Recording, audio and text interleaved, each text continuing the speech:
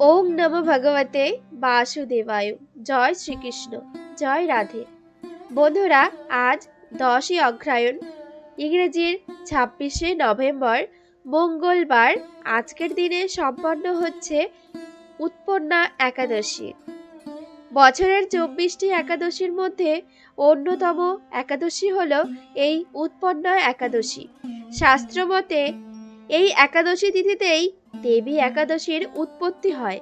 সেই কারণেই এই একাদশী তিথির নাম উৎপন্না একাদশী। অগ্রহায়ণ মাসের কৃষ্ণপক্ষে সম্পন্ন হয় এই উৎপন্না একাদশী।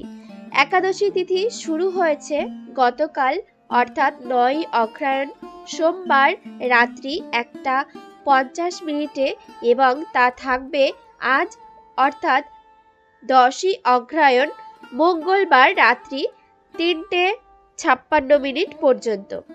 বন্ধুরা, আপনারা নিশ্চয়ই জানেন যে একাদশী তিথি পালন করলে অবশ্যই তার ব্রতকথা বা মাহাত্ম্য শ্রবণ করতে হয়, না হলে ব্রত অসম্পূর্ণ থেকে যায়।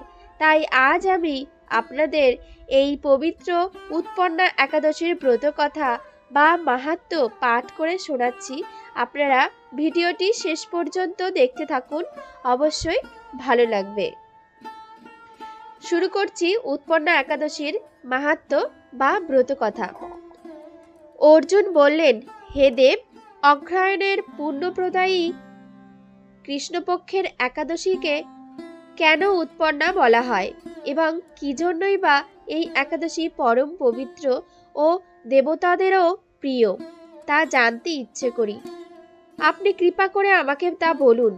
ভগবান বললেন, হে পৃথাপুত্র, পূর্বে সত্যযুগে মূর নামে এক দানব ছিল। অদ্ভুত আকৃতি বিশিষ্ট সেই দানবের স্বভাব ছিল অত্যন্ত কোপন। সে দেবতাদেরও ভীতিপ্রদ ছিল। যুদ্ধে দেবতাদের, এমনকি স্বর্গরাজ ইন্দ্রকে পর্যন্ত পরাস্ত করে স্বর্গ থেকে বিতাড়িত করেছিল। এইভাবে দেবতারা পৃথিবীতে বিচরণ করতে বাধ্য হয়েছিল। তখন দেবতারা মহাদেবের কাছে গিয়ে নিজেদের সমস্ত দুঃখ সবিস্তারে জানালেন। শুনে মহাদেব বললেন, হে দেবরাজ, যেখানে শরণাগত বৎসল জগন্নাথ গরুধ্বজ বিরাজ করছেন, তোমরা সেখানে যাও। তিনি আশ্রিতদের পরিত্রাণকারী, তিনি নিশ্চয়ই তোমাদের মঙ্গল বিধান করবেন। দেবাদিদেবের কথা মতো দেবরাজ ইন্দ্র দেবতাদের নিয়ে ক্ষীর সমুদ্রের তীরে গমন করলেন। জলে শায়িত শ্রী বিষ্ণুকে দর্শন করে দেবতারা হাত জোর করে তার স্তব করতে লাগলেন। স্তুতির মাধ্যমে নিজ নিজ দৈন্য ও দুঃখের কথা তারা ভগবানকে জানালেন। ইন্দ্রের কথা শুনে ভগবান নারায়ণ বললেন, হে ইন্দ্র, সেই মূর দানব কি রকম, সে কেমন শক্তিশালী, তা আমায় বলো। ইন্দ্র বললেন, হে ভগবান, প্রাচীনকালে ব্রহ্মবংশে তালজঙ্ঘা নামে এক অতি পরাক্রমী অসুর ছিল। তারই পুত্র সেই মূর। অত্যন্ত বলশালী, ভীষণ উৎকট ও দেবতাদেরও ভয় উৎপাদনকারী। সে চন্দ্রাবতী নামে এক পুরীতে বাস করে। স্বর্গ থেকে আমাদের বিতাড়িত করে তার স্বজাতি কাউকে রাজা কাউকে অন্যান্য দিকপাল রূপে প্রতিষ্ঠিত করে এখন সে দেবলোক সম্পূর্ণ অধিকার করেছে। তার প্রবল প্রতাপে আজ আমরা পৃথিবীতে বিচরণ করছি। ইন্দ্রের কথা শুনে ভগবান দেবদ্রোহীদের প্রতি অত্যন্ত ক্রোধান্বিত হলেন। তিনি দেবতাদের সঙ্গে চন্দ্রাবতী পুরীতে গেলেন। সেই দৈত্যরাজ শ্রী নারায়ণকে দর্শন করে পুনঃ পুনঃ গর্জন করতে লাগলেন। দেবতা ও অসুরের মধ্যে তুমুল যুদ্ধ শুরু হয়ে গেল। যুদ্ধে দেবতারা পরাজিত হয়ে এদিক ওদিক পালিয়ে গেল। তখন যুদ্ধক্ষেত্রে শ্রী নারায়ণকে একা দেখে সেই দানব তাকে যুদ্ধে আহ্বান জানালেন। শ্রী ভগবানও ক্রোধে গর্জন করে বললেন, রে দুরাচারী দানব, আমার বাহুবল দেখ। এই বলে অসুরপক্ষীয় সমস্ত যোদ্ধাদের দিব্য বাণের আঘাতে নিহত করতে লাগলেন। তখন তারা প্রাণ ভয়ে নানা দিকে পালাতে লাগলো। সেই সময় নারায়ণ দৈত্য সৈন্যদের মধ্যে সুদর্শন চক্র নিক্ষেপ করলেন। ফলে সমস্ত সৈন্য ধ্বংসপ্রাপ্ত হলো। একমাত্র মূর অসুরই জীবিত ছিল। সে অস্ত্রযুদ্ধে নারায়ণকেও পরাস্ত করল। তখন শ্রীহরি বিশেষ চিন্তান্বিত হয়ে বদরিকা আশ্রমে গমন করলেন। সেখানে সিংহাবতী নামে একটি গুহা আছে। এই গুহাটি একদ্বার বিশিষ্ট এবং 12 যোজন অর্থাৎ 86 মাইল বিস্তৃত। ভগবান বিষ্ণু সেই গুহার মধ্যে শয়ন করলেন এবং ধ্যানে মগ্ন হলেন।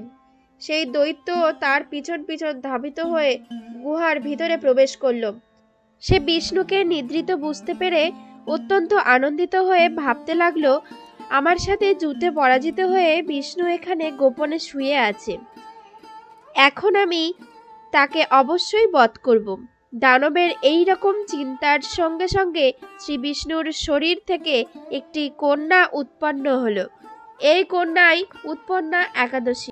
তিনি রূপবতী, সৌভাগ্যশালিনী, দিব্য অস্ত্র শস্ত্রধারিণী ও বিষ্ণু তেজ সম্ভূতা বলে মহা পরাক্রমশালী ছিলেন।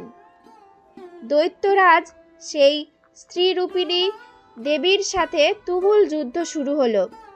কিছুকাল যুদ্ধের পর দেবীর দিব্য তেজে অসুর ভস্মীভূত হয়ে গেল। তারপর বিষ্ণু জেগে উঠে সেই ভস্মীভূত দানবকে দেখে বিস্মিত হলেন। এক দিব্যকন্যাকে তার পাশে হাত জোর করে দাঁড়িয়ে থাকতে দেখলেন। বিষ্ণু বললেন, হে মহাপরাক্রান্ত উগ্রমূর্তি, এই মূর দানবকে কে বধ করল? যিনি একে হত্যা করেছে তিনি নিশ্চয়ই প্রশংসনীয় কর্ম করেছে। সেই কন্যা বললেন, হে প্রভু, আমি আপনার শরীর থেকে উৎপন্ন হয়েছি। আপনি যখন ধ্যানে মগ্ন ছিলেন তখন এই দানব আপনাকে বধ করতে চেয়েছিল। তা দেখে আমি তাকে বধ করেছি। একথা শুনে ভগবান বললেন, আমার পরাশক্তি, তুমি একাদশীতে উৎপন্ন হয়েছ, তাই তোমার নাম হবে একাদশী। আমি এই ত্রিলোকে দেবতা ও ঋষিদের অনেক বর প্রদান করেছি। হে ভদ্রে, তুমিও তোমার মন মতো বর প্রার্থনা করো, আমি তোমাকে তা প্রদান করব। একাদশী বললেন, হে দেবেশ, ত্রিভুবনের সর্বত্র আপনার কৃপায় সর্ববিঘ্ননাশিনী ও সর্বদায়িনী রূপে যেন পরম পূজ্য হতে পারি, এ বিধান করুন। আপনার প্রতি ভক্তিবশত যারা শ্রদ্ধা সহকারে আমার ব্রত উপবাস করবে তাদের সর্বসিদ্ধি লাভ হবে, এই বর প্রদান করুন। বিষ্ণু বললেন, হে কল্যাণী, তাই হোক। উৎপন্না নামে প্রসিদ্ধ তোমার ব্রত পালনকারীর সমস্ত ইচ্ছা পূর্ণ হবে। তুমি তাদের সকল মনোবাসনা পূর্ণ করবে, এতে কোনো সন্দেহ নেই।